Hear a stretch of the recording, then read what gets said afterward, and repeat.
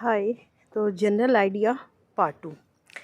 तो मैं बहुत बड़े बजट की बात नहीं करती हूँ, मैं पहले स्मॉल स्मॉल चीज़ों पे ही फिगर आउट करती हूँ। जैसे कि आज की डेट में सभी बड़े करियर माइंडेड हैं, बच्चे भी करियर माइंडेड हैं और बहुत जल्दी जिन बच्चों के अच्छे फोकस होते हैं पढ़ाई में, वो अपना करियर डिसाइड करके और अपनी लाइन सेट करके वो सेटल हो जाते हैं। तो मैं मानती हूँ कि 25 साल तक जनरली बच्चे सेट हो जाते हैं, और मैं भी 21 साल की थी तब से जॉब करना शुरू कर दिया था। तो उस टाइम आपको बहुत ज़्यादा पैसे नहीं मिलते। स्टार्टिंग में करियर में आपको जो भी अमाउंट मिलता है, मैं बड़े बड़े लग्जरी जॉब्स के बारे में नहीं मैं बड़े बड़ी जॉब्स के बारे में नहीं बता रही हूँ। मैं जनरली आपको बता रही हूँ जो छोटे मोटे जॉब करते हैं, जैसे 20,000 22,000 25,000। तो उनके लिए भी ज़िंदगी बहुत अच्छी हो सकती है अगर वो प्लान आउट करें। तो अपने छोटे छोटे गोल रख के आप एक ईयरली बजट प्लान करें, जिससे कि आपको लगे कि हाँ, 1 साल के बाद आपको लगता है कि आपके पास कुछ है, कुछ आपने गैदर किया। और उसको जब आप लॉन्ग टर्म में देखेंगे ना, तो 10 साल 15 साल यूं ही गुजर जाएंगे। अब हमें भी लगता है कि जब हमने शादी की थी तो हम लोगों ने इतना कभी सोचा ही नहीं। हाँ, सोचा, बट इतना नहीं सोचा।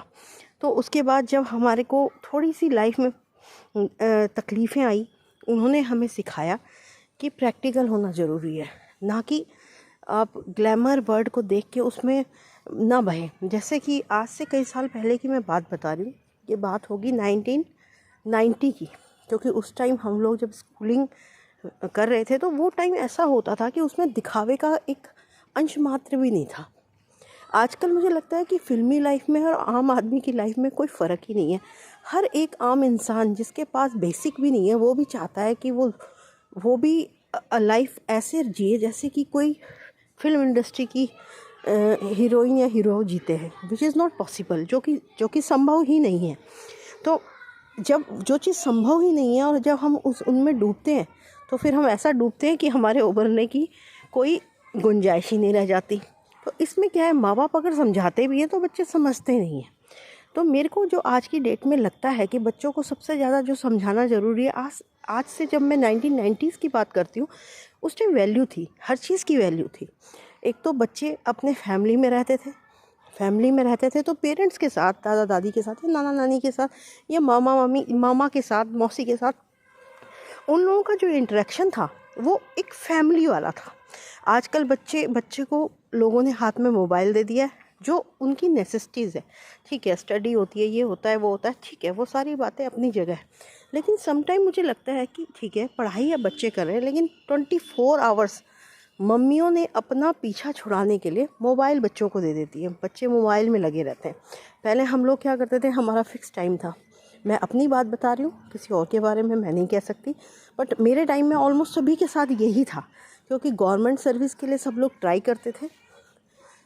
लेडीज़ की जॉब कम थी, बट थी तब भी। तो बच्चे अपना स्कूल से आके काम वाम करके थोड़ी देर सो जाते थे, फिर खाना वाना खा के अपने घर वालों के साथ, पेरेंट्स के साथ मार्केट जाते थे। हमने जो भी मार्केटिंग की, मुझे याद है कि मैं 30 साल की हुई तब तक मुझे अपनी मदर के साथ ही मार्केटिंग के लिए जाना होता था। हर जगह मैं अपनी मदर के साथ, सिस्टर के साथ जाती थी, मौसियों के साथ जाती थी। तो उसमें मैंने एक चीज़ सीखी, अपनापन। अपनापन जब होता है तो वो इंसान को एक बहुत अच्छे तरीके से ढाल के एक ऐसा स्ट्रक्चर तैयार करता है, उसकी जो मानसिकता होती है वो बड़ी खूबसूरत बन जाती है। उसे हर इंसान अपना दिखाई देता है। वो ग्लैमर में डूबता है तो वो फ्रस्ट्रेटेड हो जाता है, क्योंकि ग्लैमर ज़रूरी है, बट हर इंसान के लिए नहीं है। हम लोगों के लिए ज़्यादा ज़रूरी है स्टडी। तो उस टाइम में गाने सुनने के लोगों को शौक़ हुआ करते थे, तो रेडियो हुआ करता था। तो बच्चों के पढ़ाई लिखाई के बाद रात के 10 बजे हम लोग, मुझे क्योंकि गानों का इतना नॉलेज तो उस टाइम था नहीं, मैं छोटी थी, तो जनरली देखा करती थी कि मेरी मौसी वगैरह थोड़ा सा रेडियो चला के गाने सुन लेती थी, तो मैं भी उनके साथ बैठ जाती थी सुनने के लिए। कभी जोक्स आते थे, और चंपक, नंदन, ये सारी किताबें हमारी मदर हमें ला के देती थी पढ़ने के लिए, बैडमिंटन खेलने के लिए। और हम लोगों ने अपना जीवन टोटली इन्हीं चीज़ों में व्यतीत किया।